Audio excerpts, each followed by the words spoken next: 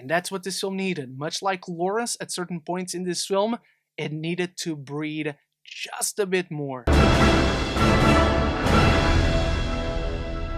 Welcome back to my channel, Film Festival fans. We are amidst the London Film Festival 2022, and today we are discussing the A24 Apple TV film Causeway, starring Jennifer Lawrence as a US soldier struggling to adjust to life back home after suffering a traumatic accident while fighting in Afghanistan. And one of my favorite aspects about this film is that it doesn't play it super patriotically. This is not about a hero of war returning home and fighting to get back on the field. It's a broken shell of a human being. This is a film that at first it feels like it's keeping you at an emotional arm's length, much like the character herself, while at the same time it feels like you're immediately at an intimate level with this character, where it begins and you don't know what exactly happened to her, and it really doesn't matter. You're observing this traumatized person who feels like a broken shell of a human being. She can barely talk, she can barely do things on her own. She needs the help of someone else to take a bath, to drive, to get dressed, to eat. Her motor skills are basically non-functional, and so this is a person who is very much mentally and to a certain extent physically broken. It's an extremely compelling way of starting a story where the entirety of the emotional weight of it is carried by Jennifer Lawrence, where for the first third of this film, she barely says a word. Her performance is all in her eyes, which allows the director to give focus to the greatest visual effect in film, an actor's face emoting. Director Lila Neugebauer, and I hope I'm pronouncing her name right, just gives so much for all her actors to play with in this film, but particularly to Lawrence, who takes that ball and runs with it. She absolutely crushes it, painting this portrait of human frailty. This character who's so broken, who's barely adaptable in her own backyard as she returns back home, and she just wants to get back in the field. And that's how the film really explores where the trauma started.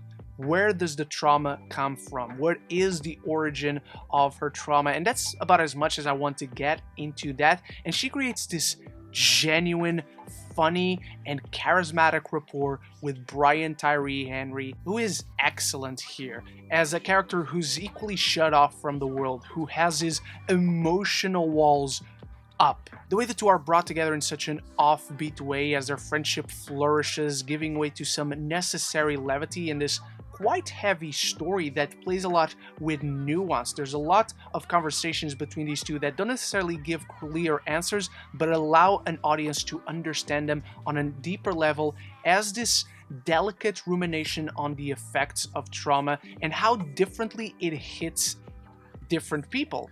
And it's when the film starts to take a step into clearly answering and defining all of it that I wish it took a step back. A lot of the film plays with this idea of suggestion that doesn't entirely give clear answers, and that stays true to who the characters are. They're people who have big time trouble opening up to themselves and to others, and the film is better when it plays out that way, not so much when it starts to step into clear territory. And so at one point, the storytelling becomes rather inconsistent. Furthermore, through the second act, it just spends a ton of time with Jennifer Lawrence's character taking these steps when it comes to rehabilitating her mind and her body, but a ton of it feels repetitive, and it gets to a point when it doesn't really serve a purpose to the story, and so the narrative feels like it's not being pushed forward. It's just observing this character, who is a compelling character, and there is a compelling friendship between these two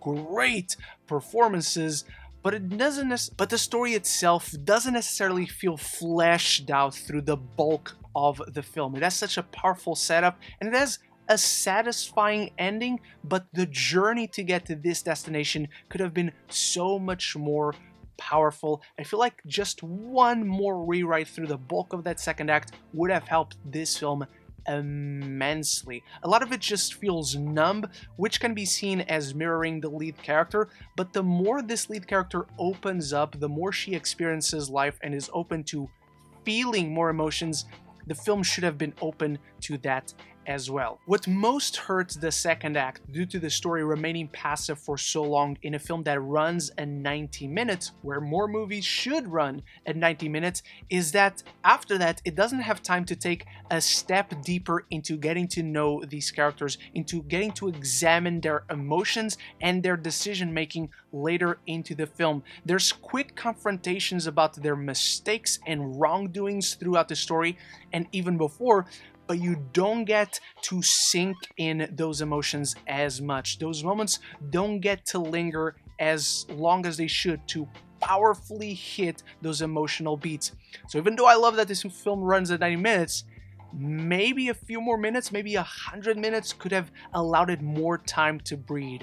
And that's what this film needed. Much like Lawrence at certain points in this film, it needed to breathe just a bit more. But before I dive into my final thoughts on Causeway, let me know what you make of it in the comments below. Did you catch it at LFF? Have you caught it on Apple TV Plus by the time you find this video? Anything and everything down there. And if you're enjoying my LFF coverage, if you just found this review, there's more like it up here, or if you just love movies and TV, this is the place to be. So consider clicking that subscribe button and you won't miss any future conversations on your favorite movies and TV. Jennifer Lawrence is heart-shatteringly compelling in Causeway, exhibiting fragility in such a raw way, while Bryan Tyree Henry's charm is infectious and he always feels so in the moment.